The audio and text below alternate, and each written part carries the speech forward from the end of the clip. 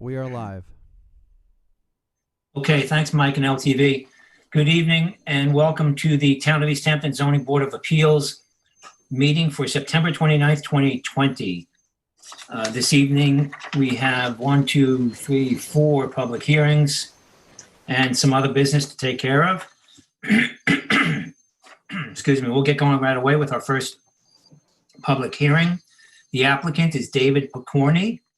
Lot size and location is 14,742 square feet at 31 Gloucester Avenue in Montauk, tax map number 300-19-7-14.1. Description is to demolish all the existing structures and construct a new 2,066 square foot two-story residence with an approximately 516 square feet of first and second story decking, new sanitary system and pervious driveway. The relief sought is a natural resources special permit pursuant to section 255-4-20 of the East Hampton Town Code, and 3 variances are required for this application. Variances of 44 feet and 49.8 feet are required from section 255-4-30 of the Town Code to construct the residence 56 feet and decking 50.2 feet from freshwater wetlands where 100-foot setbacks are required. 1 variance of 44.1 feet is required from section 255-4-30 of the Town Code to construct the new sanitary system 105.9 feet from freshwater wetlands where 150-foot setback is required and any other relief necessary. This is in a zoning district of B residence. The flood zone is X and the secret class is type 2. And excuse me, council, do we have proper affidavit of service and posting? Yes, we have the affidavit shows that the mailing and the posting were done on the 15th day of September, so the paperwork appears to be in order. Okay, thank you. Council, this is in board member, excuse me, Berger's Montauk District. Terry, if you would, with your field report, please. Okay, yes, we have a few photos that Tyler has.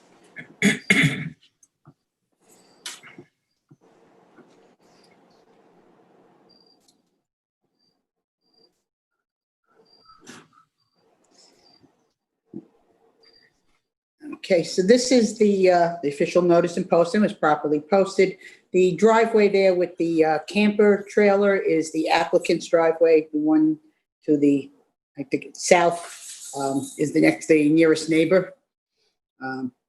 Next, I just turned around from that point, and this just gives you a flavor for the neighborhood a little bit. And this is the intersection of Greenwich Street there on the right and Gloucester coming up from Westlake Drive. Now I went across the street and took a shot back at the applicant's house. To the right of the mailbox there is the line where you can see part of the wetlands are in between the wire fence and the road, the wire fence that you will see, and the roadway. That's where some of the wetlands go up to toward the north and then northwest as they turn up Gloucester to the other side of the house. Next. Now I'm standing looking in the driveway, and again you see the designation on the right where the grapevine and those other vines are. The wetlands are in there, and then they curve around, kind of follow the outside of the fence line going up on the other side. And I'm just going to walk around the house a little bit. And now this is the northern side. Again, the wetlands designations are straight in front and on the right. And I'm going to walk toward the back of the house. Now I'm at the back, also standing on the northerly corner. You see another neighbor across there, which I'm not sure what address that would be, actually. And again, some of the wetland area over the fencing and to the right there where you see all the vegetation. And this is looking toward this southerly part of the house. Next. There's a shot from the back of the house, and you can see the driveway on the far side with that camper, and again the next door neighbor's house there in the distance. And this is a complete redevelopment, so all of this is going to be taken down and rebuilt. And I'm not sure if that's the last one. Okay, this is the last. Now I'm standing at the top of the driveway, just taking a shot down. There is some grading that you can see here, and also on the northern side going up from east toward west. And I think that's the last one, yes. Okay, thank you, Terry. Board members, any questions on Terry's field report? Okay, then we will move on. Do we have the applicant or the agent for the applicant with us? Can we just confirm the latest survey is 6/18/2020? 2020, yeah. You know, I have another one that's February 10th, 2020. The only difference being it looks like the February has the limits of clearing on it, and the June has the revegetation right over that same area. Okay. Yeah. All right. Correct. This is Joel Halsey on behalf of the applicant, David Picorni, for Lighthouse Land Planning. I just wanted to state, yeah, that is correct. The date of the survey that is up on the screen now is the most recent survey. Hey, Joel, thank you. Good evening. I'm going to swear you in first, Joel, if you please. Do you swear or affirm to tell the truth, the whole truth, and nothing but the truth? I do. Thanks. Good to see you. Do. So that is the survey that we're looking at right now on the board is the most recent survey. The DEC did want to see some revegetation of the area. This is 1008, and this was the area that they wanted to see the revegetation. It kind of made a loop with the wetland, so it created more of a buffer to all sides of the wetland. It does increase the revegetation by 1,854 square feet. I spoke with, after reviewing the technical analysis memo, the planning department would like to see a 25-foot buffer between the wetland along Gloucester Avenue and the upland development, 25-foot buffer of revegetation. We would be amenable to adding that. Some areas it's 10 feet away, some areas it's 25 feet away.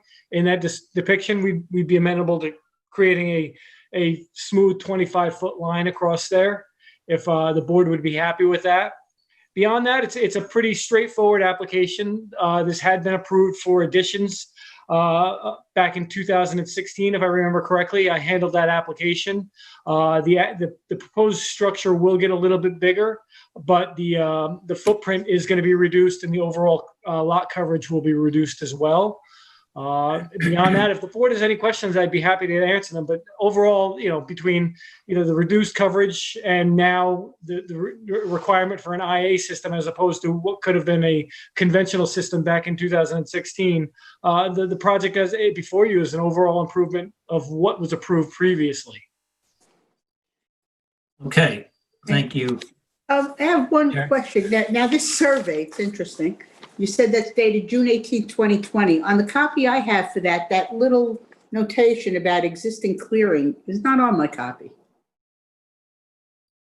Does everybody else see that on their copy with that date? Yeah, it's on mine. It's on yours. It's on mine too. It's up on the upper left Well, corner. Of the right underneath the wire fence notation, right? Yeah, Yep.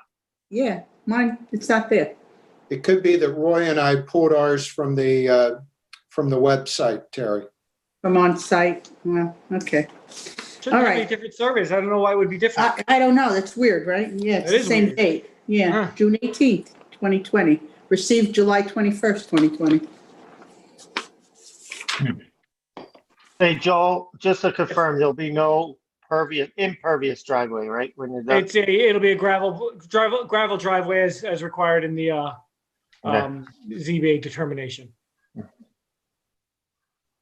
And I'm sure you'll work with the planning department on that 25-foot buffer, Joel.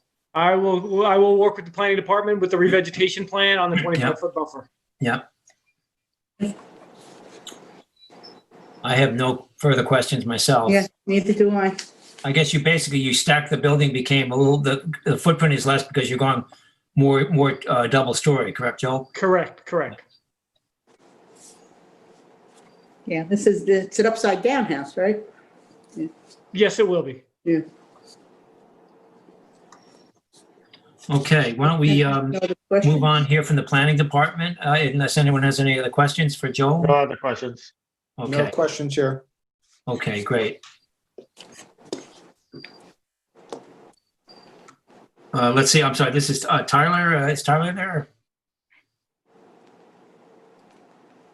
He was. Yeah, I'm here. Good evening, Tyler. I will go ahead and swear you in right away, Tyler, okay? Sure, Do you swear or affirm to tell the truth, the whole truth, and nothing but the truth? I do. Thanks, Tyler.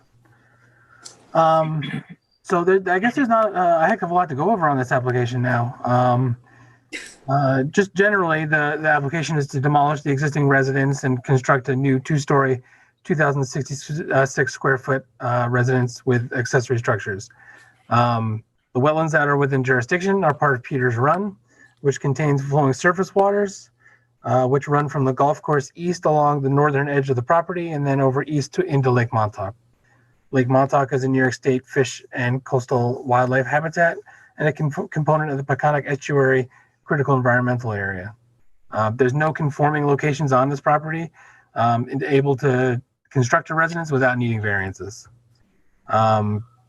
Just to give some background, there was an application in 2014 for additions to the existing residence, which would have created a residence which was approximately 1,930 square feet.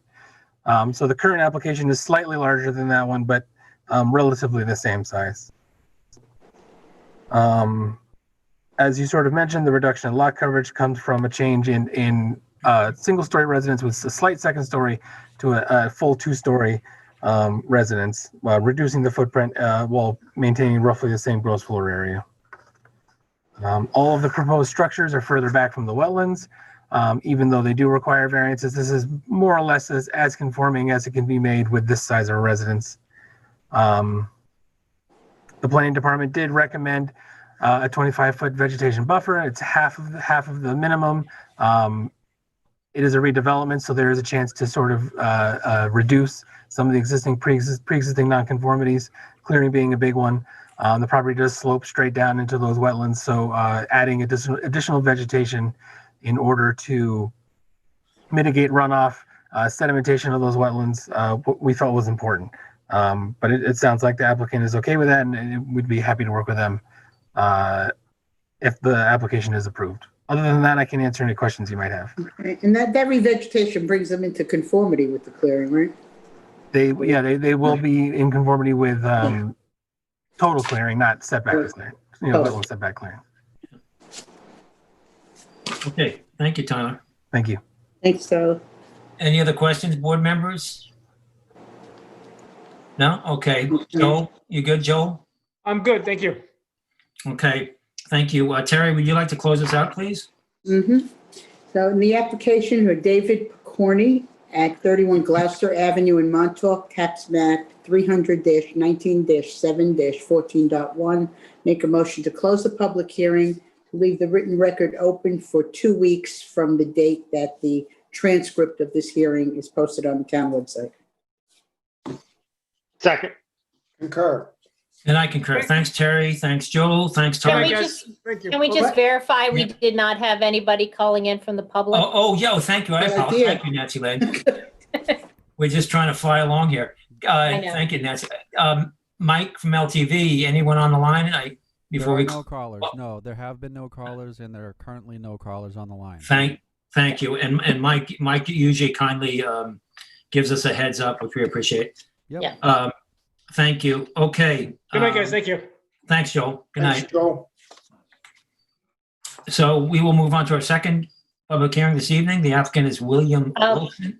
I'm I've sorry. got to hold you off because Oh, I although beg your- our applicant is ready, just for the You need- sake of, We have 6 5 minutes. So 6 we're minutes, we're yeah. ahead of schedule here. Maybe you want to do the Yeah. minutes while we have 6 minutes? Let's do that. Thank you, Nancy Lynn. Mr. Chairman, let me make a motion to accept the minutes as drafted for the September 22nd, 2020 Zoning Board of Appeals meeting. Second. Concur. And I concur. Thank you, Tim. Let's see if we have anything else. No. We have some resolutions. So. We have Yeah, let's resolutions. Do you want to do the 2 resolutions? We have 5 minutes, and we can always go a few minutes later if we had to. We can do. Shall we do the Gaetano? Yeah. That's fine, yep. Let's see. I have to open that, pardon me.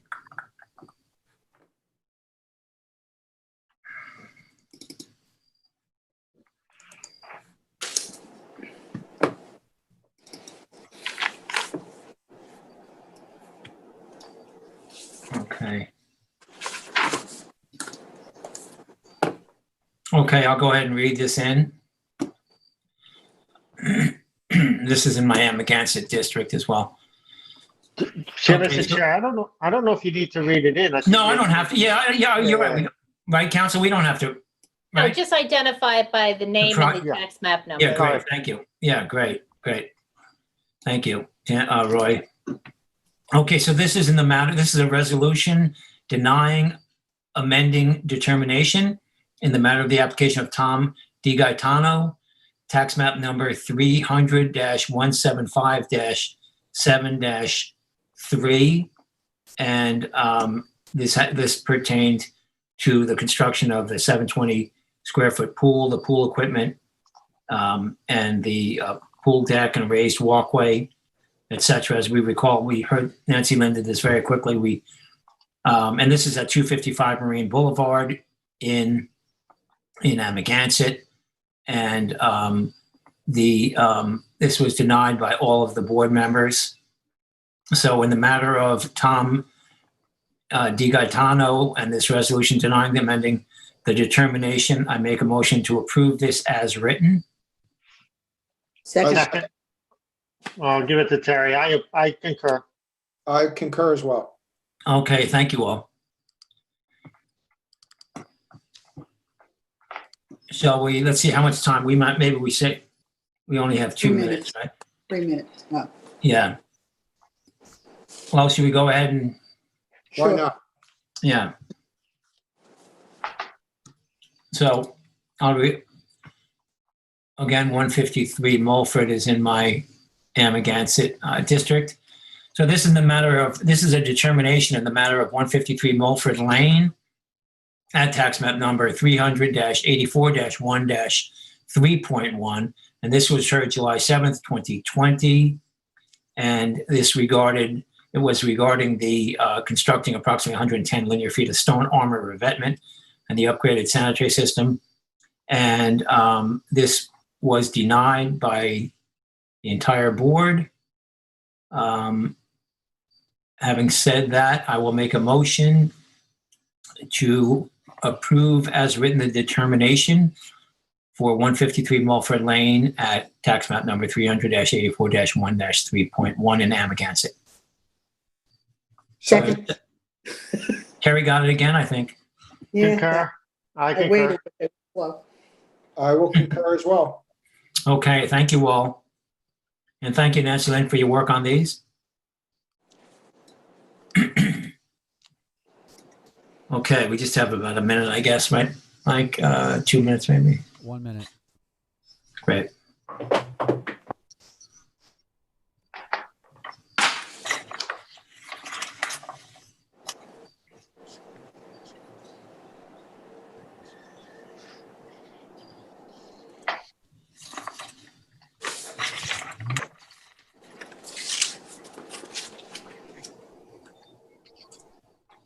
well, while we're waiting in that minute, counsel, on the, where'd you go? Nancy Lynn? I don't see her as well, but Yeah, she she is just- in the yeah. Zoom call. She Okay. is still here. She might have had to pick something up. There she is. Oh, there she is. Sorry about that. No, just a quick question. On the minutes, when we had the extensions of time and the applicant's name had changed over time, do you want that format where it shows the original applicant for whatever the project is and the new owners, the way you had Yes. written them up? Yeah, okay. Yeah, Just we're wanted to- trying to Right, yeah, got it. keep them so that people can find them when they're looking Right, exactly. at Okay. their name. Yeah.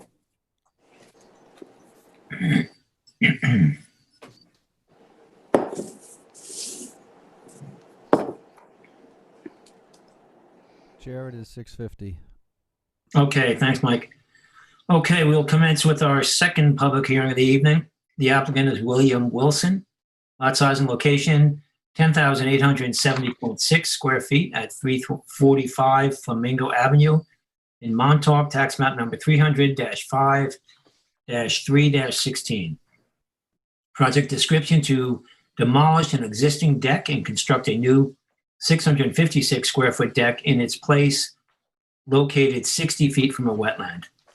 The relief sought is a natural resources special permit and one variance from section 255-4-40 wetland setbacks of 40 feet from where a 100-foot setback is required. This is in a B residence zone. The flood zone is X and the secret class is type 2. And this is in Board Member Berger's Montauk District. Terry, if you would please, with your field report. Hang on, can I let you know you have? Oh, yeah, thank you. I got to stay online. Thanks, Nancy Lynn. Do you have a proper affidavit of posting and service? Yes, what I have an affidavit showing a mailing and posting as of September 19th, so the paperwork appears to be in order. Thank you. Thank you. Okay, so it's the official notice and posting is properly posted. Some nice hydrangeas in front. Next, we'll walk around the house. This is the shot at the driveway. The applicant's house is the one on the right. That's the nearest neighbor affected on the left. Next. It's just a shot from there down Flamingo Avenue. You're probably all familiar with Flamingo Avenue. It's a wide road. This is the direction easterly toward the dock. Okay, now I'm walking partially up the driveway. This is the front of the applicant's house. There's a lot of shrubbery around. I'm going to continue going. Next. Now that's a view of the backyard from that same westerly side of the house. And you can see a structure out there. I'm not sure what it is, but we'll get there. Next. Oh, again, this is the other side, on the easterly side of that side of the house. So you can see a lot of shrubbery, nice shrubbery. Next. Now, I went to the back of the yard. I'm about midway in the yard. You can see they have a fire pit there. And I took a shot of the back of the house, which is where the new decking is proposed to go. Next. I don't know what that is. I don't know. Something happened there. But, okay. I don't know how that green, do you all see that green thing in the middle of the photo? Yeah, we do. Hold on, Yeah, okay. I don't know where that came from. What? I'm going to close it and reopen it and see if that helps. Okay. Thanks, Eleni. It looks like a hammock. It does, No, yeah, but it wasn't. with a very sturdy base. Well, it's still there. Okay, well, basically, you're going to see other shots. It's not that critical. I think we get the So idea. again, right? this is the structure toward There the we go. back. Oh, okay. So this is facing toward the back, which is in the direction of the wetlands that are in question, and you can see the stockade fencing. I don't know what this structure is. It's not on the survey. I don't know if this is something that comes down in the winter. So it looks almost like a trampoline or something, but the applicant can tell us. Yeah. Next. Now I went behind the shed that's there on the survey and just took a shot from the corner of the property, again, looking toward the back of the house. And I'm not sure if that's it. That might be it. That's just another shot across the other direction. So you can see the next door neighbor's house and the expanse of the yard and the fire pit again there. And that's it, Eleni. Yeah, that's awesome. Okay. Okay, thanks, Terry. Board members, any questions for Terry? No? Okay, thanks. That was a good field report. So I believe the applicants are here representing themselves. Is that correct? Yes, good evening. I'm William Wilson, and this is my partner and co-owner, Claire Humphreys. Hello, everyone. Good evening. Good evening, you both. If you are not attorneys, I will have to swear you in. Any attorneys in your, you two? No? Not here. Unfortunately, no. I won't hold it against you. Okay, maybe you can both swear, raise your right hands. Do you swear or affirm to tell the truth, the whole truth, and nothing but the truth? I do. I do. Thank you. Good evening, and go ahead. You can give us your presentation now, if you please. Great. Yes, we're proposing replacing the existing deck that you see indicated on the back, which is the northern side of this survey, the back side of the house. And then overlaid on top of it, you can actually see the footprint of the proposed deck, which spans across the entire house. I'm not sure if you also have the wetland composite surveys that we submitted here, but that provides a view of how far we are from the wetland, as well as on the adjacent properties where the other structures are located.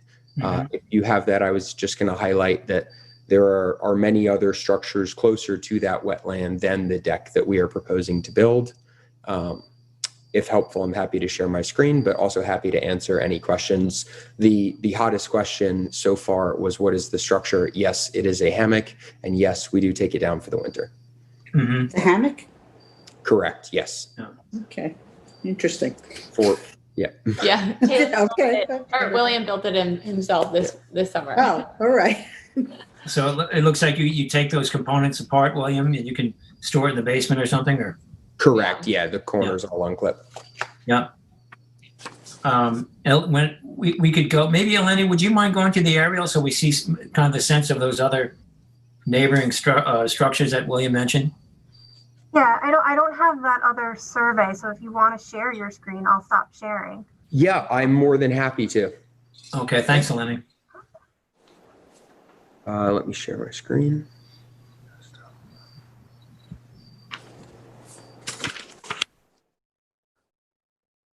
Giving it permission to share, one moment. Yeah. Does it make you quit? It's going to make me quit and rejoin. You guys tell me. That's so, we can look, I think we get a sense from the aerial, we can see, Yeah. right? Okay. So let's just go back to Eleni's screen. Thanks, William, for trying. Well, what you were going to show us, William, is that something you submitted? It is something I submitted, yes. Oh. Yeah, okay, so we should have it in the file then. Okay. Yeah, we should have that in the file. It doesn't show up in the items that are posted. So if you want, William, if you want to email that to me, I know you have my email address. I can do that. I also just put it in the chat. Okay, let's if- see. Let's see if we can bring that up then. We download that. Eleni, do you see it in the chat item? Maybe you can do it and pull it up then. Sure. Yeah, let me see. And then we'll add this to the file. Yeah, I didn't have this in my Okay. file either, so let's see. Yeah, it's just downloading.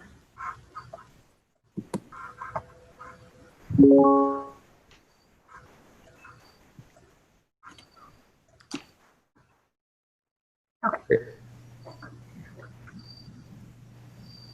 So if helpful to provide the context, what you're looking at, that each of the different, you may be familiar with these. This is my first time seeing it. Each of the different colors are different wetlands. The bright green one is the one we're closest to. The 100-foot mark dissects our house, which is the middle one on the southern side.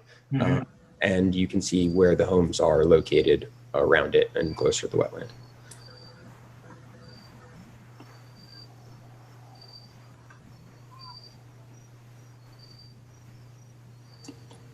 What is that on the left side of the screen? That's a residence over there on the left side, isn't it? Yeah.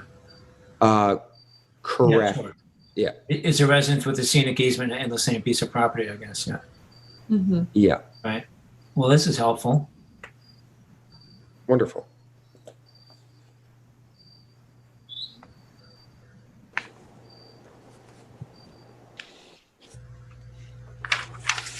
Okay. Is there, you tell me, is there any other information I can provide? How can I be most helpful?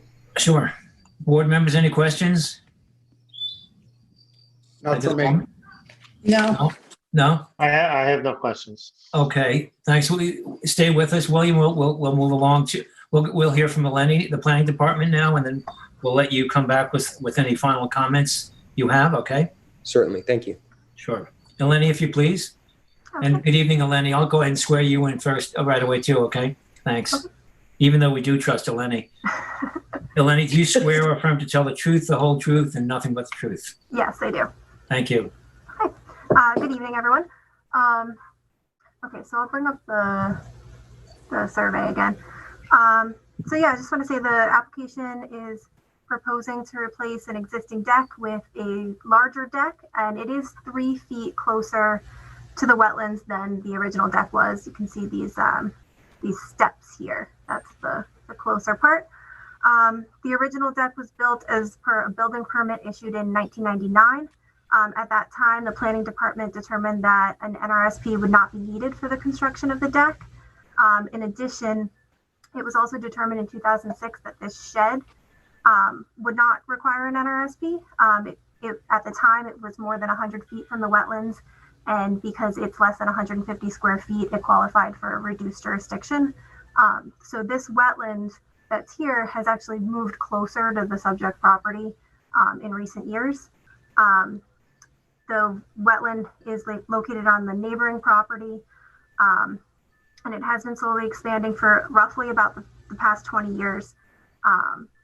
The majority of the wetland is covered under a scenic easement on the neighboring property that was filed in 1990.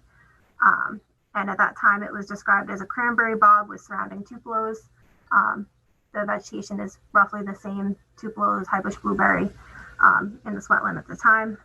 And yeah, we would just like the board to consider whether they're comfortable with the expansion of the deck being 3 feet closer to the wetland than originally was. Other than that, if you have any questions.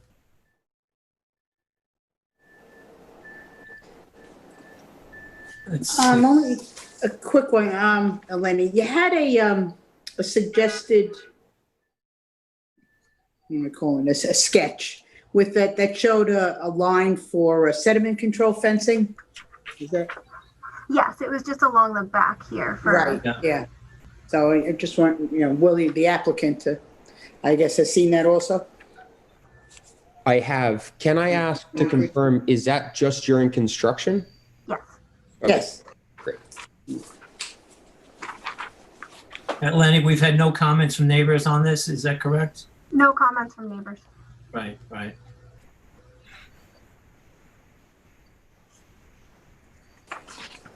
Well, thank you, Eleni. Any other questions, board members, for Eleni on this one?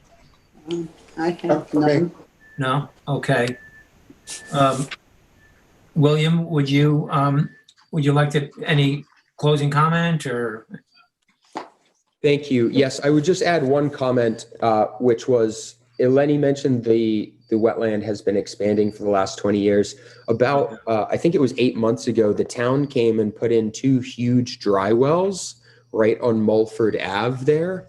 And just noting that the area has become much drier since that happened. That's good. FYI for your info. Do you think those are affecting the wetland area? Is that what you're saying? Those dry wells? Well, we haven't had the rain we had last year, but the backyard is definitely drier. Yeah, okay. What would you say about, in defense of your project, what would you say about the character of the neighborhood? Do you think this is going to benefit your neighbors or be any kind of detriment to them? I don't believe there will be any detriment. As you saw in the photos that Ms. Berger took, we planted trees along the side of the property, so those will grow up, and in another year or so, they won't even see it. Mm-hmm. Yeah, and we believe that this is going to be a positive for the neighborhood overall, just continuing to make sure that we are investing in, Montauk in the neighborhood as a whole, so that our neighbors also have structures around them that are safe. Mm-hmm. Okay. Board members, any questions or comments or anything? And before we all good? Okay. Okay, well, thank you. Thank you very much for being here with us. Please verify that we don't have any callers. Yeah, thank you. I keep forgetting. Mike, anyone on the line, on the waiting list? No, there are no callers on the line, and there have been no callers for this hearing. Okay, thanks, Nancy Lynn. I keep forgetting about our public out there on these Zoom calls. Well, thank you too, and we will close out the meeting, and then you will hear within 62 days a determination I imagine you may easily hear much sooner than that in reality, okay? And Terry, would you mind closing this out, please? Okay, that's 62 days though. That's not. Oh, I'm sorry. No, Yeah, I'm just saying. yeah, we're you're not closing the pre-COVID. hearing. Yeah, we're not closing the hearing until 2 weeks after the transcript of this evening gets Yes. put on the We'll website. get to that. And then there's Yeah. 62 days, right? Then there's 62 days. Yeah, yes. my right. bad. I'm thinking of the days of old when we met. Yes. Okay, so for the application of William Wilson at 345 Flamingo Avenue, Montauk, tax map 300-5-3-16, make a motion to close the public hearing, leave the written record open for 2 weeks from the time that this transcript of this hearing is posted on the town website. Second. Oh, I'll give it a 10. I concur. And I concur. Okay, thanks very much, you both, for being here. Thanks, Eleni, and thank you, Terry, for the work on this as well. Thank you, everyone. Thank you both. Thank you. Take care. Bye-bye. Okay, we'll move along, board members, with our third public hearing of the evening. Are we good with Not that? yet. Lynn? Not yet. You've got 4 minutes. 4 minutes. Okay. I'm just so you're clear, that document, because we aren't in the same room, it will be date stamped tomorrow. I'm sending it on to Brittany and Susie to be date stamped and added. But it will be date stamped with today's date. Generally, we let you stamp them in during the hearings. It's a little hard to do that virtually. But just so you're aware that that document that he did share will be part of the record and hopefully can be uploaded to the website. Great. Thank you. Thanks, Nancy Lynn.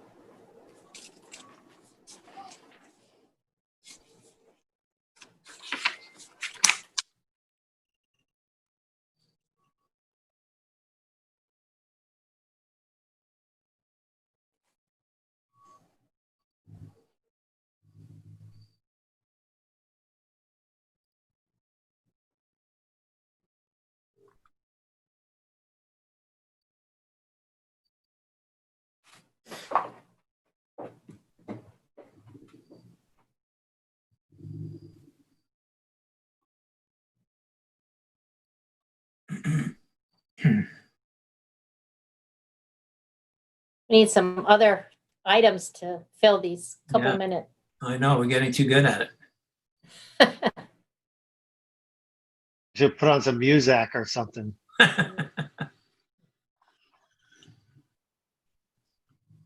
I hear Tim has a very good voice. Nice try.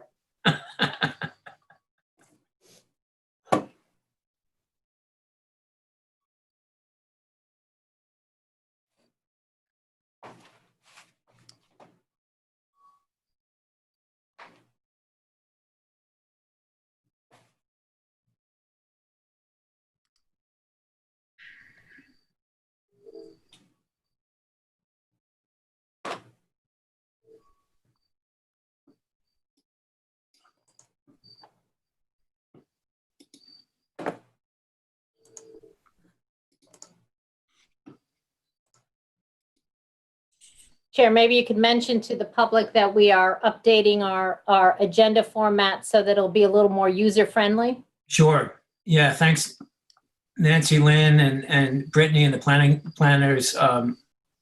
Brian Frank especially worked on that. And I think you're right, Nancy Lynn, it will be much more user-friendly, clear, concise in the language. So we look forward to that. And I imagine we'll probably be getting to that within the next week or so. We'll have that official, correct, Nancy Lynn? That's our hope. Brittany and I are going to work on doing the revising the agenda once we have the final information from Brian. And so although we have a agenda posted for next week, it may look a little bit different. We may update it with the new terms and order as we implement this. And hopefully not only the board members, but the public will find it more useful. Yeah, and so besides being more clear, sometimes, as the public knows, we have some applications maybe are more important environmentally, et cetera, to the town, larger files and all. And we were finding ourselves being late in the evening before getting to these and discussing them. So we are trying to move those discussions earlier in the evening and put some of the administrative work at the tail end of the meeting, and also do some of the administrative applications and things like that where the public or the agents are involved, where they don't have to wait until the very end of a meeting for hours, as some of ours go. So they can kind of take care of that business, and then they can go on with their lives while we hang in here. So it should be much better at many levels. And thanks again, Brittany and Brian, Nancy Lynn. I think we can start the next hearing. Are we good? Okay, great. Yep. Great. Okay, our third public hearing this evening is Conjon 2 LLC is the applicant, and the lot size and location is 12,000 square feet at 136 Girard Drive in Springs, tax map number 300-41-1-17. The project description is to allow the property to remain over the maximum allowable lot coverage. The relief sought, one variance of 208 square feet is required from section 255-11-10 of the town code to allow the lot building coverage to remain 2,608 square feet, where 2,400 square feet is the maximum allowable, and any other relief necessary. This is in an A2 residence zoning district. The flood zone here is AE flood zone elevation 10, and the secret class is type 2. And council, do we have a proper affidavit of service and posting? I have an affidavit that the mailing was done on the 16th day of September and the posting on the 18th day of September. So the paperwork appears to be in order. Okay, thank you, Nancy Lynn. This is in Roy Delane's, Vice Chair Roy Delane's Springs District. Roy, if you would. Yes, Mr. Chairman, I've started screen sharing, and the photo, how's that for timing, guys? Very good, huh? So you can see the property is properly posted, and that's the entrance to the property in the gate. Just a second here. So walk inside the gate and scan over to the north, and you can see the driveway there. And then I'll scan over, and you can see the house in the back there. There's an accessory structure in the foreground there, and then you see the gate to the back, to the side yard. I'm walking around the south of the house, and you can see the main residence there to the right of the property. Walking now in the backyard, I'm actually scanned to the north to see the neighboring property, and you'll see they're pretty much on the lot line. You'll see another picture of that as I look from the back. Again, now we're going down the south property line, and you see another accessory structure in the back there. And in between the house and that accessory structure, you'll see the pool. This is the gate going back, and you can see it's pretty well kept back there. It's the property was, I think the gate delineates the buffered area. Looking back at the house, you see the pool. Going back to the main house, and you can see that neighboring house again to the north. And I think this is a closer look at that. And you can see this is that other play area and the accessory building, that the structure that we showed from the driveway. So that's the last photo I have.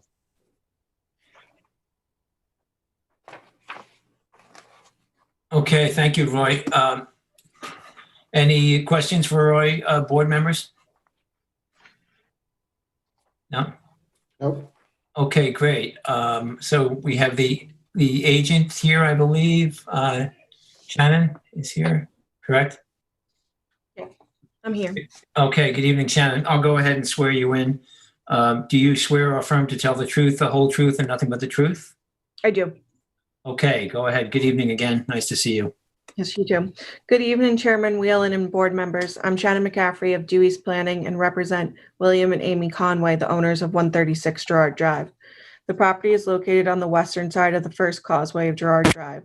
We're here this evening requesting a 208 square foot variance to allow the lot coverage of the property to remain at 2,608 square feet. We believe this request meets the variance standards.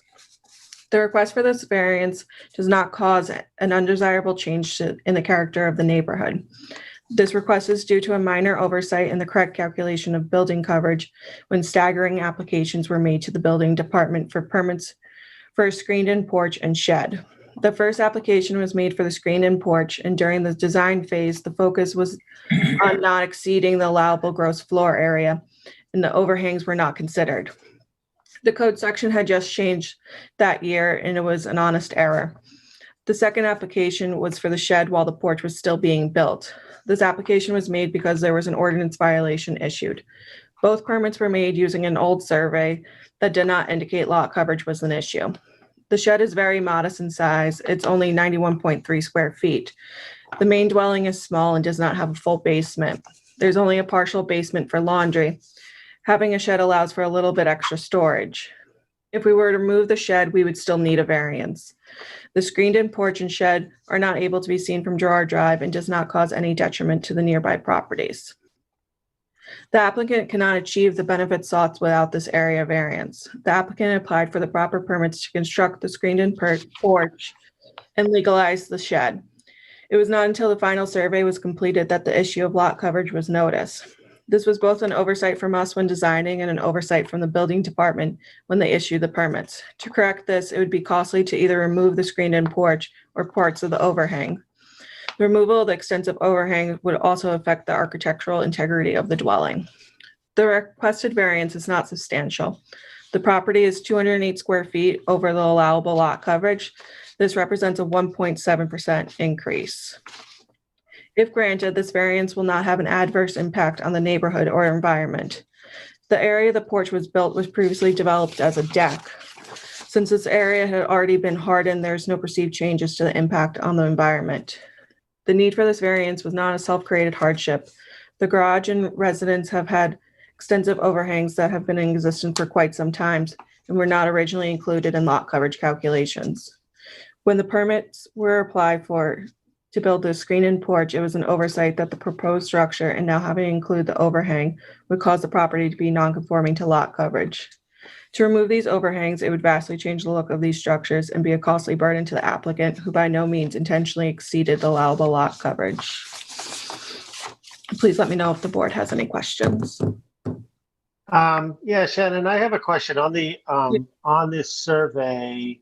It says a one-story frame garage. Yeah. But I'm just, my question is, if you look at that, it doesn't look like a garage. It doesn't look, I don't know how it can even act as a garage. So I'm questioning, is that actually a garage? Is there any plumbing in it? It's larger than a full house, it looks like. There's no plumbing inside that garage.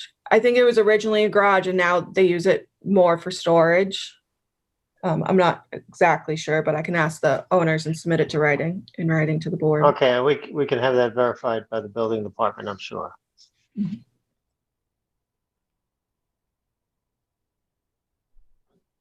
I have no further questions. Anybody else? And council, it seems like that's kind of an important thing that Roy brings up. Just to make sure, Shannon, I don't know that maybe is that somehow, what am I looking for? Council, an affidavit or something stating that this not being used for any habitable purposes or plumbing, et cetera? Well, yeah, two things. One, in order for them to get their C of O, it will be, I mean, they will have to have that inspected, but, Yeah. and a condition would be that it passes the inspection of not having that. It can also be a condition on the, if there's an approval on this, that it be maintained in that manner, as it, it has been approved. But are you looking for some sort of indication or statement from the owners that? Well, I think now that you've said that and reminded me with the inspection and that we could, put it as a condition, that might be, that, I guess that should be reasonable, right? Yeah, and you're just looking for clarification also that it is being used for garage storage? And not a little guest cottage or something like that, Right. a guest house or something, Mhm. Yep, that's not an issue. We can verify that for you guys. Thank you. I have no further questions. I don't either on this. Maybe we can, board members, any other questions right now? And you can always come back. Let's move on to the planning department now on this. And Tyler is handling this. That I am, Tyler Borsak for the planning department. Yeah, good evening again, Tyler. Thank you. Good evening. I don't have much else to add. It's not obviously not a very complex application. I will note that the code change that was referenced happened in late 2016, early 2017, to include overhangs greater than 24 inches from the edge of the building, which is why it was likely people missed it on this one because it had just happened. Mm-hmm. So it was probably just overlooked at the time. And then included later on when they went for the CO and realized that they now were over building coverage. Other than that, I can make myself available for questions. Thank you, Tyler. Board members, any questions for Tyler? No? Not for me.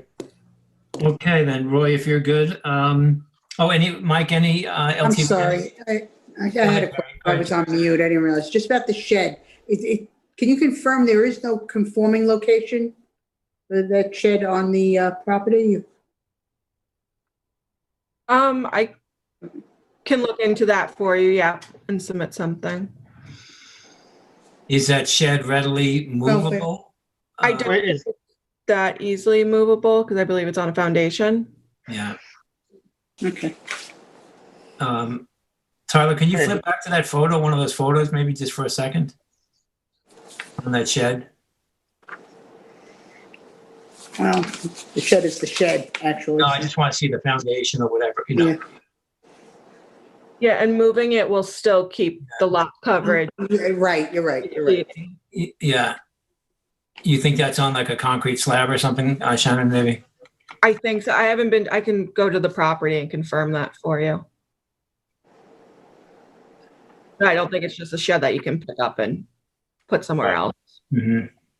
No, and that wouldn't resolve the issue anyway. Yeah. Okay. Mike, do we have anyone on the line? No, we don't. There have been no callers for this hearing. Okay, thanks, Mike. Okay, Roy, I guess if board members have no other questions or comments, Roy, would you like to close us out on this one? Yes. Therefore, Mr. Chairman, I would like to make a motion to close the public hearing, but keep the record open for 2 weeks after the transcripts are posted on the town website for 136 Gerard Drive, Suffolk Tax Map number 300-041-01-17. Second. Kirk? And I concur as well. Thank you, Roy. Thank you, Tyler. And thank you, Shannon. Have a nice evening. You too. Thank you. Okay, bye-bye. Okay, board members, we'll move on with our final public hearing this evening. The applicant is Ann Field. The lot size and location is 6,346 square feet at 10 Hunting Road in East Hampton. Tax map number 300-118-1-17. Project description: to construct a 179 square foot covered porch and 122 square foot storage shed that will exceed the maximum allowed building. Chair, we're too early. Oh, geez, boy, we're moving along so fast. I'm What do we need? 4 minutes, I guess, right? 5 minutes, yeah. I just because it's, No, it's legal. We have to. we have to go, but when we noticed it, so. Exactly. Well, thank you for keeping track. Nancy Lynn. Okay, board members, we have 4 minutes. The floor is open for any good jokes anyone has. Just kidding. Chair, just to say in advance, I do see a caller in queue on hold. Okay. I don't know who that caller is. And additionally, the applicant, I don't see yet in the Zoom chat. Oh, that's too bad. Yeah. I see Brian Frank, but I don't see the Yeah, applicant. Brian. Yeah, Brian's here for another matter. So hopefully it's the caller on the phone. We'll find out. Oh, okay, good. Okay. Yeah, I hope so too. Thanks, Mike. You're welcome.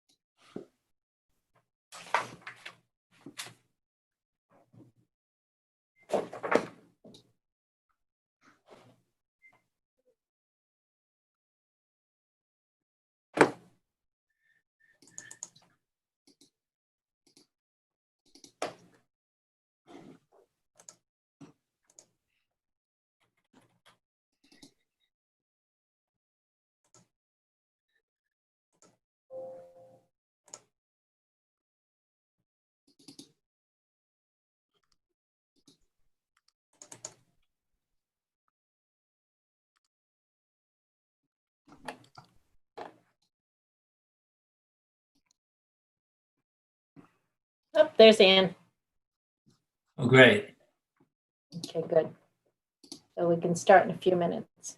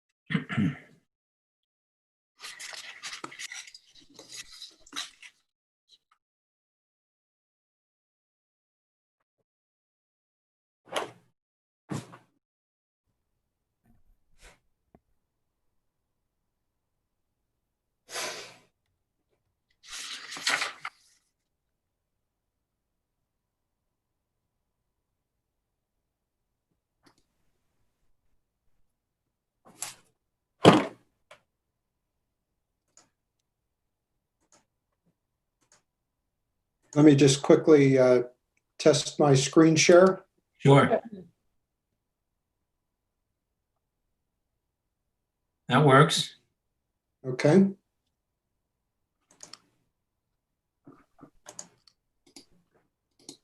Chair, at 7:30. Okay. Thank you, Mike. Okay, our final public hearing this evening. The applicant is Ann Field. The lot size and location is 6,346 square feet at 10 Hunting Road in East Hampton, tax map number 300-118-1-17. Excuse me. The project description here: to construct a 179 square foot covered porch and 122 square feet of storage shed that will exceed the maximum allowed building coverage. The relief sought is a variance from section 255-11-10 is required to allow the property to exceed the maximum coverage by 301 square feet. This is in a zoning district of A residence zone, and the flood zone here is X, and the secret class is type 2. And council, do we have proper affidavit of service and posting? I have an affidavit of mailing on September 18th and posting on September 18th. So the paperwork appears to be in order. Okay, thank you, council. And this is in East Hampton, which is board member Tim's Brenneman's district. Tim, if you go ahead, please, with your field report. Thank you, John. So I visited the site this morning. And this first shot is looking down Hunting Road, which we're looking all the way out to Springy Banks Road. So this is really on the landward side, if you will, of Springy Banks, about 3 homes in. And as you know, this is a new construction site. There's a close-up of the notice. It was posted properly. And this is a new modular home. And I took a picture of it from the front, and then you can see right in front of us, the issues here are the proposed front porch, and this, it looks like they've constructed the platform for the deck already, and the issue is coverage if they cover it. So it already appears to be in place, and of course it does not count in this current mode. I then continued around the side of the house. So this would be the easterly side. I did want to mention that these items are not on the survey. So the air conditioning unit, the gas tanks and so forth, but otherwise, around to the back, and again, the Bilco is not depicted on the survey, back steps along the back. This is the existing shed, and of course it's been dragged here. It's actually, I think, on the property line, maybe even over the property line as it exists today. So they're going to relocate that. And the next shot is roughly where you see those leaves, I believe, is where they intend to move the shed to. This post, I think, back here was actually the back corner of the property. Mm-hmm. And that was it. Okay, thanks, Tim. Any questions, board members, for Tim? No? Okay. Mike, do we have the applicant, I believe, is on the line? Do we have the applicant on the line? The applicant is on Zoom. Okay. Anne, are you there? It doesn't appear that her microphone is turned on at the moment. Okay. Anne, it appears you're on mute. Can you? Actually, Chair, if I may, the Zoom itself is indicating that she doesn't have a microphone itself, even indicating that it's off. I don't know, Anne, if you have the capacity to confirm that on your own computer, because we can't hear you. You can also always just pick up the phone and call in, and we could talk to you over the phone. The phone number, which I'll just say because it's easiest, is 351-888-6331. I'll repeat that. It's 351-888-6331.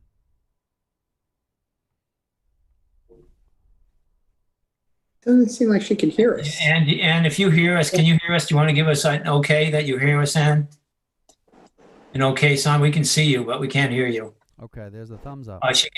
Great. Okay, so she's good. So we'll take it. You're dialing in the number. You want to repeat the number one more Sure, time? Repeat the number again. It's area code 351-888-631.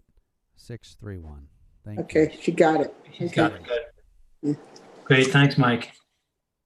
You're welcome. And I will be unmuting the call right now. Okay. Great. Hello. Hello, Ann? Hello. Yes. Can you hear us, Ann? Yes, I can. Okay, good evening. Ann, if you're not an attorney, I will have to swear you in. Are you an attorney, No. Ann? Okay. Raise your right hand, please. Do you swear or affirm to tell the truth, the whole truth, and nothing but the truth? Yes. That was a yes, I guess. Yes. Great.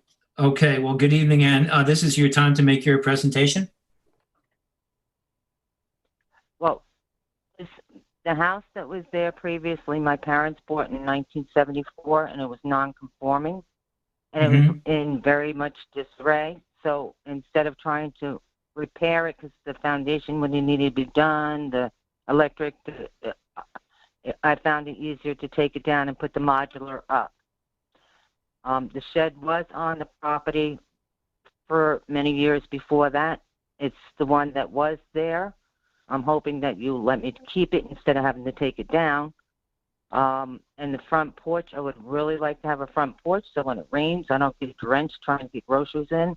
And my husband, who has medical problems, can actually sit outside when it's nice over a covered area. And I just think it would look nicer in the neighborhood. Mm-hmm. Do you have, pardon me just for jumping in, but before I forget, you mentioned the previous house. Do you have a survey or maybe Eleni may have that? Eleni's bringing up right now. Great, that's what I want to see. So that's right. Eleni had sent these to us, right? Thank you, Eleni.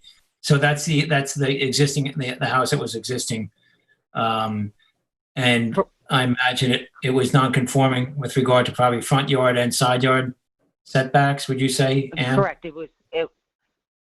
Correct. It was non-conforming, and I mean, it was a two-story house, and I knew I couldn't put a two-story back there unless I kept the house and did something with it. But it was in such a disarray, I didn't want to do that. I wanted to actually put something nice down for the neighborhood to make the neighborhood look nice, and that's why I'd like a front porch also. So just one more comment from me.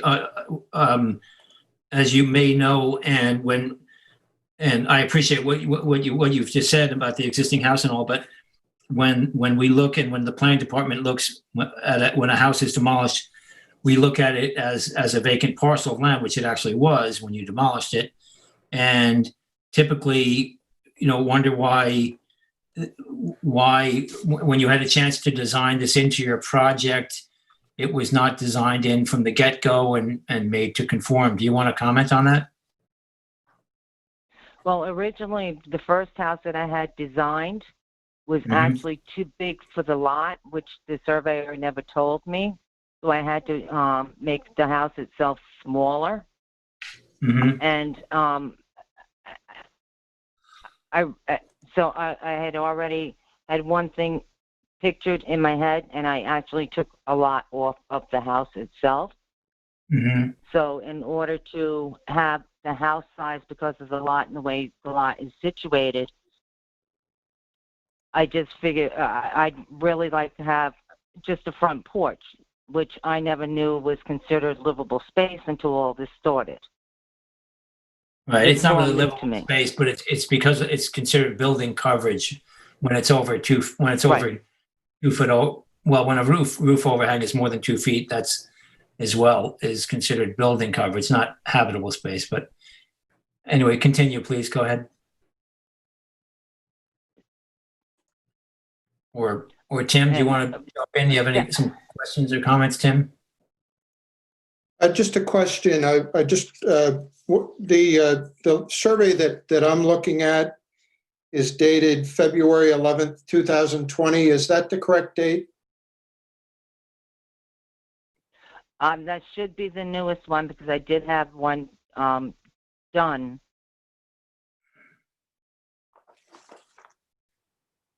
And I just wondered if have you had one done since then that shows and depicts some of the, the Bilco doors, some of the other things around the property? Do you have something that shows that? Not as of yet. It should have been actually on the foundation plans for the house.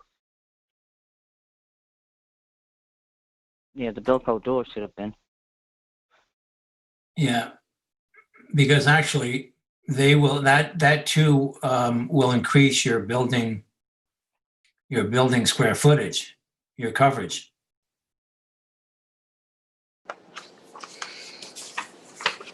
That Bilco door and those rears and the rear. Well, no, not. Pardon me. It will certainly increase your coverage. Roy, I'm trying to think. Roy, what do you think? Would the Bilco go into just total coverage, or would it go into building coverage? We could check with the building department on that, I guess. That's what I'd have to figure out. Yeah. I'm wondering if that's total coverage, you know? I would think it's definitely total coverage, and even the steps on the back. We could look into this. I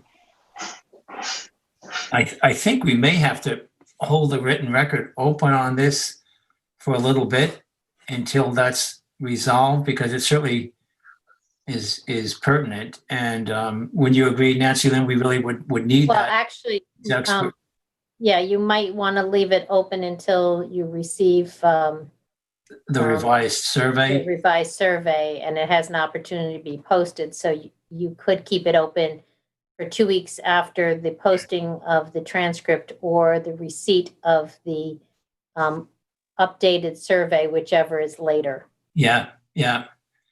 So, Eleni, perhaps you, if you would, Eleni, which perhaps would you look in with Ann Glennon on whether or not the steps? Well, I think first of all, the Bilco, if she would consider that total coverage a part of the building coverage, if you please, and I would imagine as well she will consider the steps as part of the total coverage, I would guess. But Eleni, would you be able to look into that for the board? Yes, I'll look into that. Okay, thank you. So we'll hold the record open for Eleni's response to that, and maybe just a simple memo would be great, Eleni, for the record. And then, Ann, you're going to have to go back to your surveyor. Is this Tim Taylor, I believe? I'm not sure. I can't see it. I think it is. Yes. Yeah, you're going to have to go back to your surveyor and have him update the survey with the steps on the rear and the Bilco door at the back, and he might as well have him place the shed exact. Oh, you have it where you intend to put it, which is conforming. Yeah, so you already have that. So he should be able to take care of this fairly quickly for you, and I wouldn't think this would be a big deal for your surveyor. Okay, so we will need you to get that, and then get that to the planning department submitted properly. And then that can also go on the website file. Correct, Nancy Lynn? And then we could. Yes. And then once Chairman, yes. why don't we have Eleni go through her? Yeah, sure. Yeah. Before that, Mr. Chairman, I have a question. Sure. And typically on a variance request like this, we just can't grant it. We look for a distinguishing factor to allow us to grant it. Do you know of any distinguishing factors that would set this property aside apart from the other properties in the neighborhood? As to, As to As the to what, variance for the front request. porch? Yes. Yeah.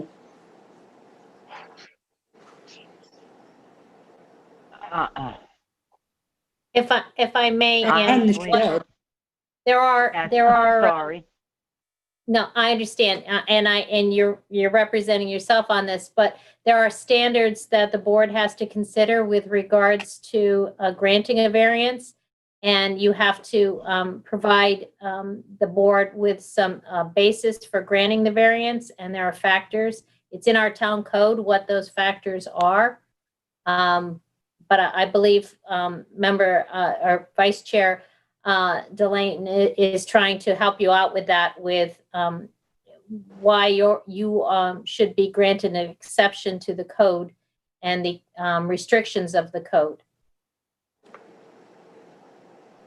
Okay, so I need to look at the codes then to. No, he's asking I don't know. You need to do that for this meeting now. You need to provide some information to the board as to why you are in a position that you need to differentiate your property from every property in the town that has to follow code. Why should your property not have to follow code? Well, my property is actually a very strange shape to begin with. And it's a very tiny lot. It's narrow and a little bit long. So the house can't be, the house had to be narrow and not as wide as I wanted to be in conforming with what the town requires.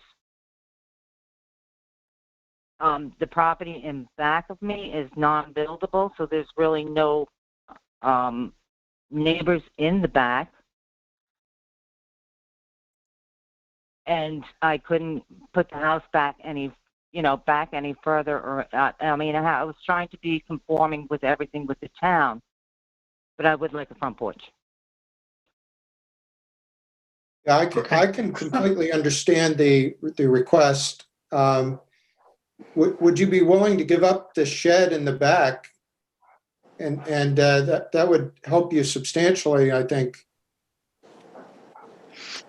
I think it might, when we hear from Eleni, we might find that, yeah, Tim, you're correct. Eleni will confirm that too. I think it may mitigate the. Also possible maybe for not an entirely covered porch, less of a portion of it. Mm-hmm. Well, If shall we? I wound up giving up the shed. Go ahead, If I Ann. wound up saying, okay, I won't keep the shed, how big of something can I put back there to keep the lawnmower in, and some rakes and some shovels, and because I have no garage to put anything in or anything like that. Well, let's see. The shed right now is How big 12.2 by 10 feet, I believe. That's 122 square feet. Yeah. Just still, the overage is 301. Well, let's hear. Shall we hear from the planning department? Then we can circle back. Let's do that. Eleni, if you would, please. Eleni Nicolopoulos from the planning department. So I'll start by saying this is a very small parcel. I believe it's 6,346 square feet. So it's small. So they are limited on the amount of building coverage that they have. So it's currently under construction as per a building permit issued in 2019 for a 1,268 square foot modular home. And the allowable building coverage on a parcel of this size is 1,269 square feet. So in 2019, the applicant obtained a building permit to demolish the 1,370 square foot residence and abandon the sanitary system. The previous residence was pre-existing non-conforming to current zoning regulations in regards to dimensional setbacks. So the new residence at this time, it is constructed with a valid building permit and meets all zoning at this point, and they're requesting the 301 square foot variance from building coverage to cover the porch and for the shed in the back to move that back onto the property. It should be noted that if it were to remain a deck, that would still, instead of a covered porch, that portion would conform with zoning because it's building coverage. That is the limitation here. They still have some room in lot coverage. So a deck would be conforming. There are no environmental constraints on this property. So we don't hold a strong opinion in that regard, but we do suggest that the board consider whether this meets the variance standards. They're pretty much maxed out on their building coverage as of right now with the current house that is under construction. Eleni, would you mind just jumping to some of those aerials that you have, just so we get a character of the neighborhood, a feel, and the. Yeah, this is. Right. And is that a reserve in the back, Eleni? I believe. This is, yeah. And you can see that the other properties are larger. This is one of the smallest properties in the area. Yeah. And this is the previous house. This is from 2018, so yeah. It's the. And was I correct? That wasn't meeting front yard and side yard setbacks, that existing house? Do you recall? Yes. Yeah, it was non-conforming to front and side yard setbacks. Yeah.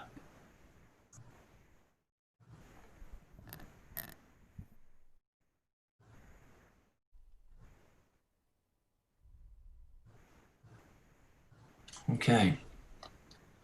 Well, board members, any comments, Tim?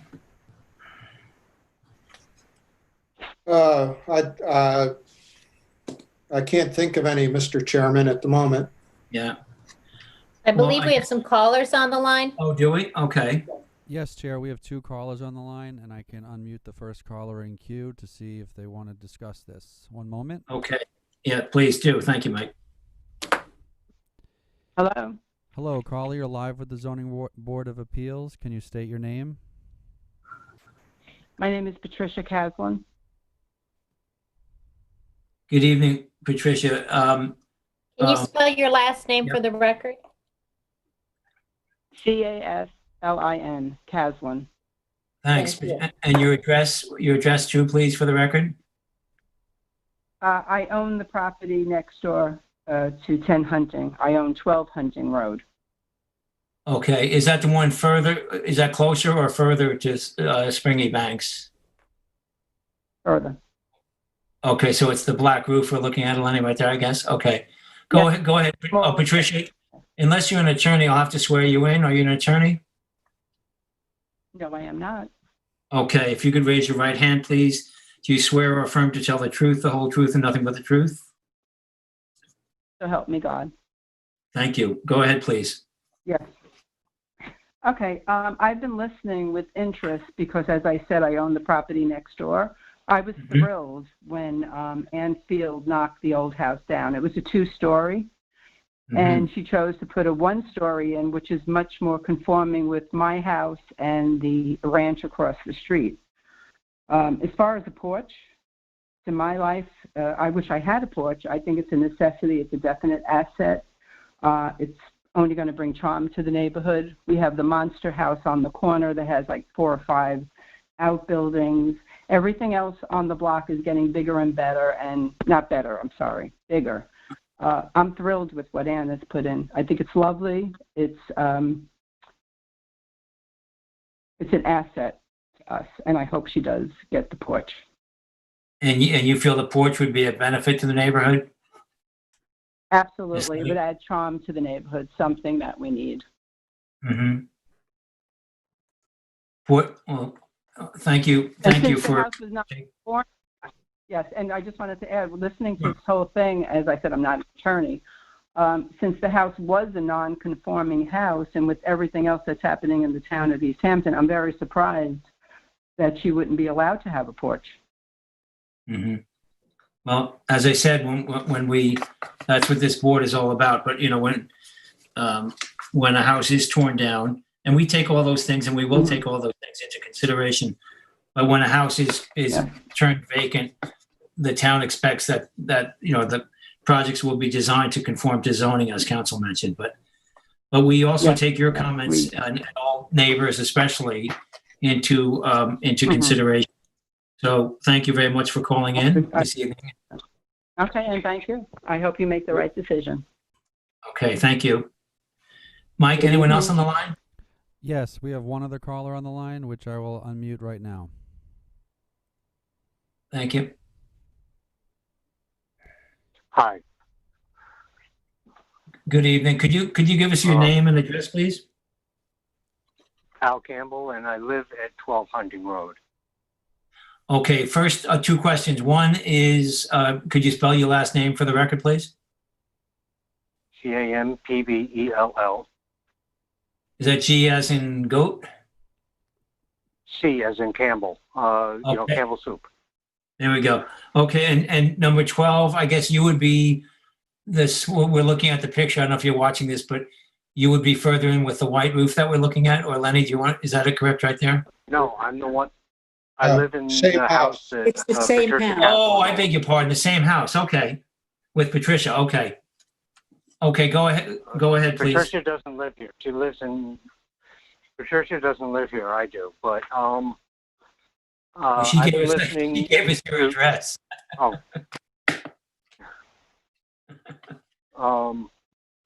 I've been listening to the whole conversation. It used to be my aunt's house. Shortly before she bought it, Louis Sherry, the owner of the one closer to Scuttle Hole Road, Springy Banks, sold 10 feet. Bought 10 feet off the previous owner just before they bought it. So the side of her house, if you're walking along the side of her house, you were practically on the property line for Louis Sherry. If she was trying to get that back, then the property next door would be out of conform. The house was seeing its age. It was put together sometime in the 50s, and it really wasn't built well. Everything was falling apart. But when Ann was trying to get everything together to do the house,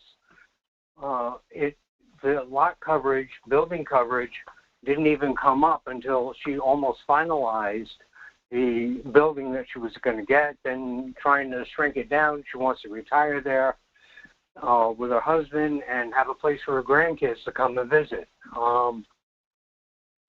And I think what she's done there, the house that's there, I think it looks fabulous. I think it adds character to the neighborhood. The house on the other side of me, 14, was a tiny little, probably not much more than 200 square foot shack, and the homeowner there bought it. He built a beautiful house on it, and I think everything is improving in the area. And the front porch on there, I think, would look fabulous. Okay. Well, thank you very much for calling in. We appreciate it. Okay, thank you. Yep. Mike, anyone else on the line? No, there are no new callers on the line. Okay. Let's see. I don't know if Eleni, if you have any other comments you want to add, or we'll go back to Ann. Eleni, any comments you want to add? No other comments. Okay. Ann? Yes. Yes. Do you have any other comments you'd like to add? No. You don't have to. Just suggest, it's just giving you a chance. No. Okay. Then, so Ann, we will leave the written record open for you to have the survey revised. And you can, again, it's going to be your call to consider if you want to have the shed removed, or and possibly make the porch smaller or not. Again, these are all your calls, but these are just some options there to lower the diminish the requested variance. But whatever you decide to do, and you can always, again, I'm sure you can always speak to Eleni if you're confused with any of this stuff. and she will clarify it for you. But basically, it looks like we're going to want you to have your surveyor update the survey to what you are going to be finally requesting after this evening's conversation, and getting that submitted to Eleni. Okay? Okay, Okay, thank you. So, thank you. thank you. Thank you. So, Tim, if you'd like to close us out, I guess we'll be leaving the written record open. Yeah, and so just clarify to me, we're leaving the record open for the greater of either the close of the 60-day window or the receipt? Well, not 60-day window. It's either the receipt of the updated survey or 2 weeks after the updated survey, or 2 weeks after the posting of the transcript on the website, whichever is later. Great. Okay, so in the matter of Anne Marie Field at 10 Hunting Road in East Hampton, Suffolk County Tax Map 300-118-1-17, I move to close the public hearing, but to keep the record open for receipt of an updated survey. And that would be keep the record open 2 weeks after the receipt of an updated survey or 2 weeks after the posting of the transcript on the website, whichever is greater. Second. Concur. Thanks, Terry. And I concur as well. Thank you, Tim. Thanks, Eleni. And Anne, thank you very much. And for those who called in, we appreciate their participation. Okay. We will move on next onto the agenda. I believe, board members, the last thing we have to do this evening, under board decisions, we have the Ruru Properties, a continuation of the DEIS discussion. And Council, do you want to give us a primer regarding our charges this evening? All right. Well, hopefully, now that you've all received a copy of the handbook, you've all memorized what we do now. But we are at the stage where, actually, I think it's step 6. We are looking at the draft EIS, which was submitted by the applicant. And at this point, we need to provide the applicant our feedback as to whether or not what was submitted was sufficient. And it has to be with detail if there are things that are missing. And we have to provide that in writing, and we have to provide that with it by our next meeting date. We have to be approve what we are going to provide to the applicant. So tonight we're discussing that, so we have enough information that Brian Frank and I can put that into a format for you to look over and hopefully approve as written for next week's meeting. And you have all received a copy of the draft. You've got, I think the board is in receipt of Brian Frank did a memorandum on September 23rd with regards to his review of the draft. And we're looking at not only specifics or also if there's anything kind of systematically that may be of concern. We are looking to get that information so that we can draft a response on behalf of the board. Okay, thank you, Nancy Lynn.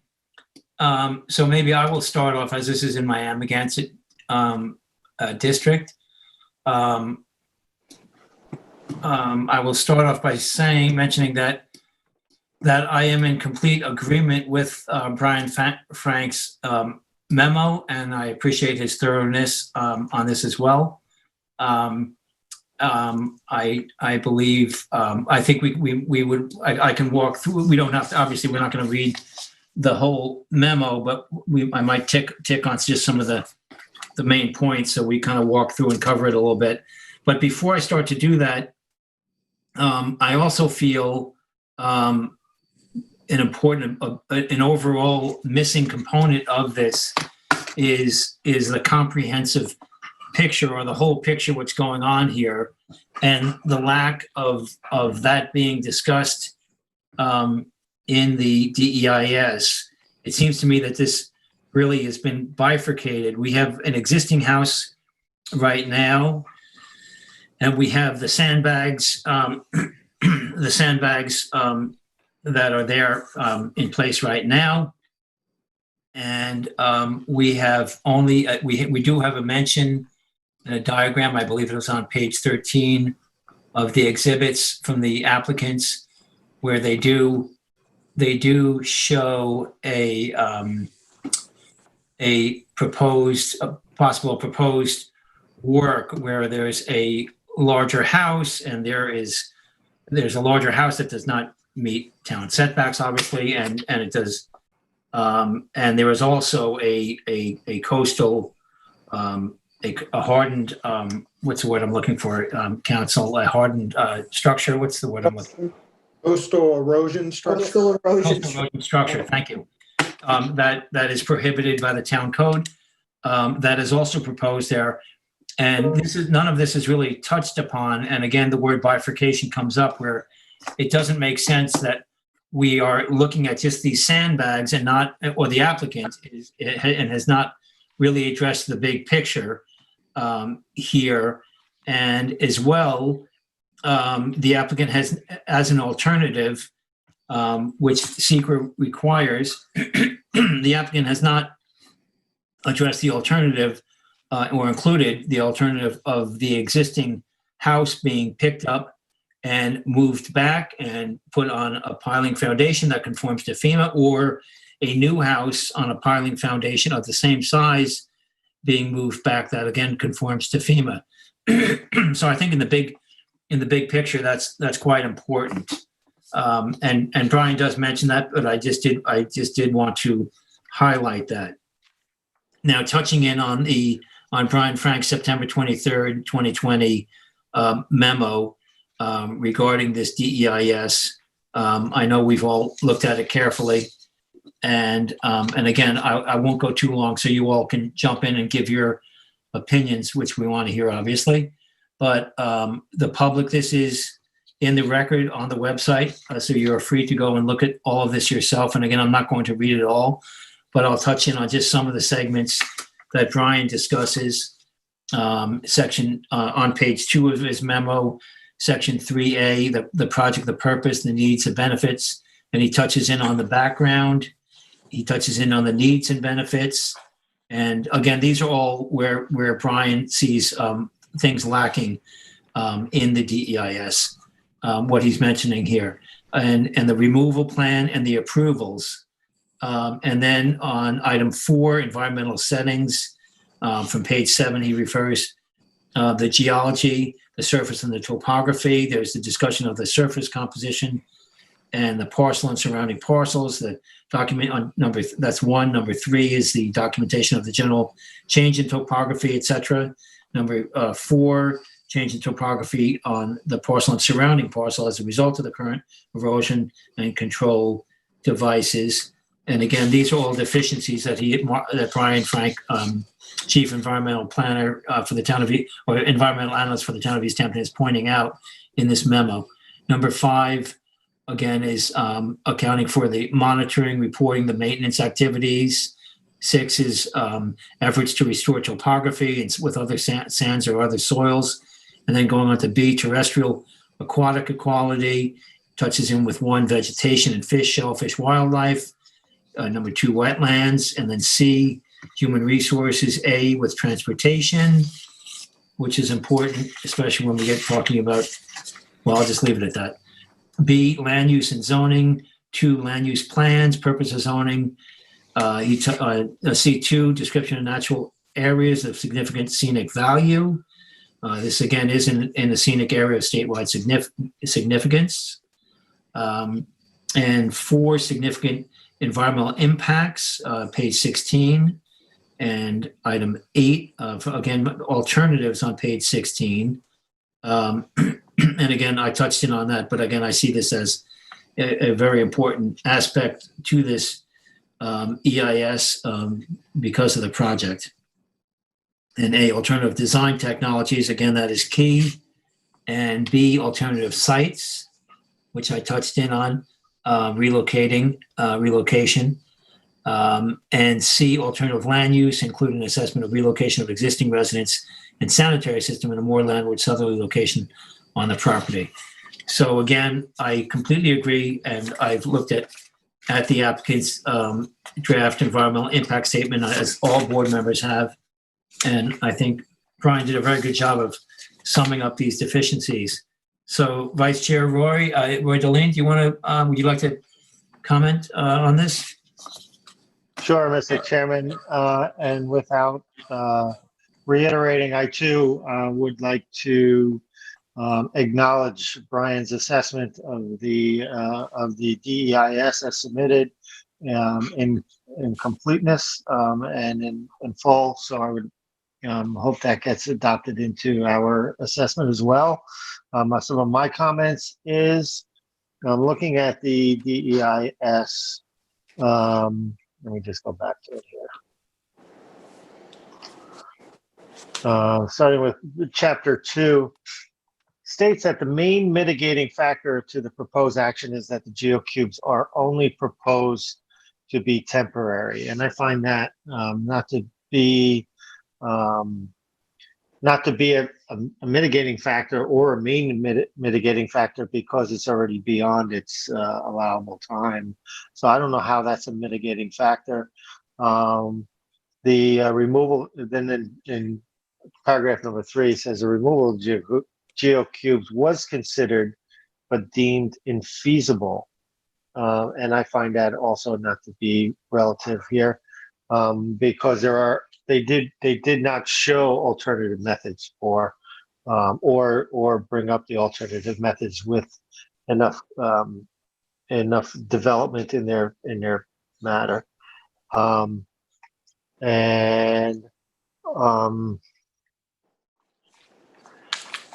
Primarily here, I'm not sure what this DEIS is considering. Is it considering the sandbag revetment as part of the DS, or is it considering a whole overall project, or is it considering a future project? And I think that we have to narrow this down or make it all inclusive. I think that if it's for the sandbag, let it address just the sandbag. But if not, I think if there's going to be reference to a future project, I think they need to bring that forward in totality on their DEIS. Okay, thank you, Roy. Terry or Tim, one of you? Okay. One more thing, Mr. Chairman. One more thing. Take your time, Roy. No rush. Or a couple more things. Yeah. I'll just bring my thoughts together. Sure. In their bringing up the future project, the moving of the house, they also address the fact that there's going to be a hardened structure that in place, a coastal structure in place with that house, and that's the assumption that that is allowed. They need to address that and the effects of that structure on it and how it relates to the LWRP and zone 2, which prohibits coastal structures. They did not do that adequately. Mm-hmm. That's fine. Now I can turn it over to Terry. And we can always circle back. Go ahead, Terry. All right. Well, where Roy was leaving off there is exactly my biggest problem with this whole DEIS. I agree with everything Brian has said and brought out, and I appreciate that he certainly brought out more than I picked up initially on this. But the one thing that disturbs me the most on it is that Exhibit E, where they do show, as Member Deline just mentioned, what looks like a new house in a depiction, and it does show a proposed rock revetment. And I guess what I can't fathom, I can't see that this would be done in phases. I think this project has to be taken as a project start to finish overall. And if the intent is to move back the house, either the existing house and making it FEMA compliant, or a new house. But there's no information that we have in this DEIS at all as to the specifics of any of that. And I don't think we could possibly rule on just the sandbag removal without this thing being a whole comprehensive one big project. I can't possibly think that a rock revetment might be a better alternative than the sandbags already are. And as was stated, I believe in Brian's memo, there was no mention at all of trying to add sand, pure sand replenishment as an alternative at all wasn't considered. So basically, that's the thing I have a big problem with, the alternative designs and technologies. This diagram, this Exhibit E, and the verbiage leaves me not having any idea of what the specifics really are that they intend to do. Thanks, Terry. Tim? Yeah, and I'm in agreement with my fellow board members as well as Brian Frank's assessment. My comments when I got done reading the proposal it really boiled down to one being dismissive and the other being circular. I found the constant reference to the sandbag revetment as being temporary, dismissive of the overall impact, because at the same time it was directly tied to a substantially larger project which called for the relocation and the building of a new house and a brand new hardened coastal erosion structure. There's no way, in my opinion, that we can separate those two things. If they're going to tie these together, then this has to be looked at as a single application, in my opinion, because they were tying the removal of the temporary to the approval of the permanent and a relocation of the house. So I just was not satisfied with that whatsoever. I too was disappointed with the lack of alternative designs. There was only reference to what had been done in the past, and in several occasions we had fairly substantial gaps. I would say 10-year gaps between sand replenishment, which strongly suggests that the sand replenishment was working for those periods of times, and yet they were dismissed as being not an option, and that this was in fact the only option. And so I just didn't feel like that was a comprehensive, good faith, comprehensive review of the possible alternatives here either. So again, I'm in complete agreement. I too appreciate Brian's detail. I started to go through the detail and stopped when I got Brian's memo because obviously he does it much better than any of us could. But I'm very appreciative that he took the time to do this. Thank you, Tim. I'd just like to add a comment just for the public's understanding that were this applicant as one of the alternatives of this, but were this applicant to wish to pick up this house, move it back, as I mentioned earlier, or replace it with a similar sized structure of GFA, square footage, et cetera, on a FEMA compliant piling foundation, and propose a coastal restoration, not a hardened structure, but a coastal restoration, which would be completely viable in moving the house back, and an IA sanitary system. There would be setback issues from the wetlands in the back, but I'm sure that this board it would be very amenable, and I've been discussing this in council, maybe you could chime in that much of this work could go under a withstand plan. I'm just suggesting that we don't even go to evaluate the proposal, because that's not what we're doing tonight. Right.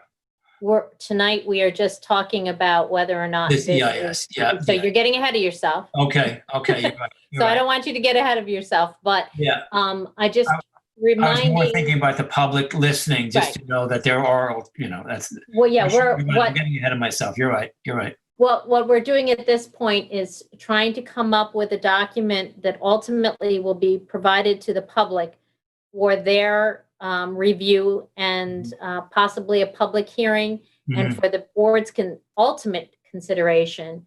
But it's supposed to be a document that impartially analyzes the full range of potential significant adverse environmental impacts of a proposed project. Yes. And how those impacts can be avoided or minimized. So I think that what I'm hearing from the board is that you're not really sure what the proposed project is. Is the project just the sandbags, or is it a larger project? And so we need some definition first off from the applicant of what the project is.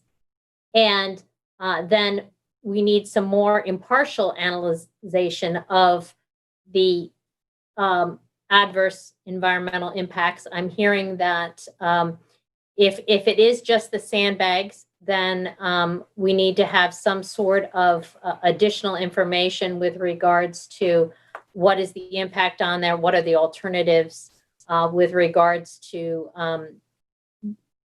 whatever benefit that this property owner is gaining by having the sandbags there. What other means could they gain that benefit in a manner that would be less adverse to the environment? And if they are talking about a larger project, which would ultimately go from phase one of retaining the sandbags, temporary sandbags, in order to ultimately replace them with a hardened structure, that entire project needs to be brought to the forefront at this point. Part of the problem with that is that they have a time frame. We're not going to start the whole secret process over again. If they can't do that in a timely manner, then the only thing before this board will be the sandbags, and any information with regards to the hardened structure really would have to be with a new proposal before the board. They would have to withdraw this proposal and put an application in for that. In the meantime, my understanding is, we're not looking to delay the process. This is the proposal, this is what we're looking at, and we're not looking to give them to carry this on for years and years. But we do need some definition. Can't talk about a larger project without providing the information. And if we're looking at, with regards to these retaining these sandbags, then that has to be, additional information has to be provided. Right. Thank you so much, Nancy Lynn. Yeah, and I would just add that I think it's clear the fact that this is included, what we've been discussing, it has to be dealt with. And I think it is bifurcated, because they're not just talking about simply keeping the sandbags when they're showing this whole new project in the same document, in the same TEIS. So I think, council, do you need anything more for us that this evening on this, or? Well, what I will do is try to incorporate the items that are in Brian's memo, as well as the comments made to this evening, and try to get that in a written format for the board to review as soon as possible, so that you can provide me some feedback, and hopefully we'll have it in a acceptable form by next Tuesday. So it's going to be a document that'll go back and forth, just to make sure not to continue the discussion without it being in the public, but that just so that we can make sure that this information is appropriately addressed or conveyed. Your comments tonight are conveyed in that document.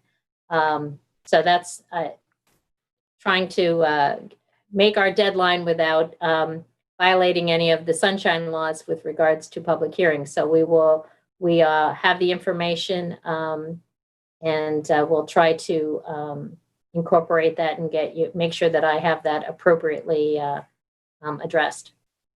Well, thank you, Nancy Lynn, for that and for your forthcoming work on that between now and next Tuesday. And again, thank you, Brian Frank, for your work on this, and board members for your attention to this all and the reading and all.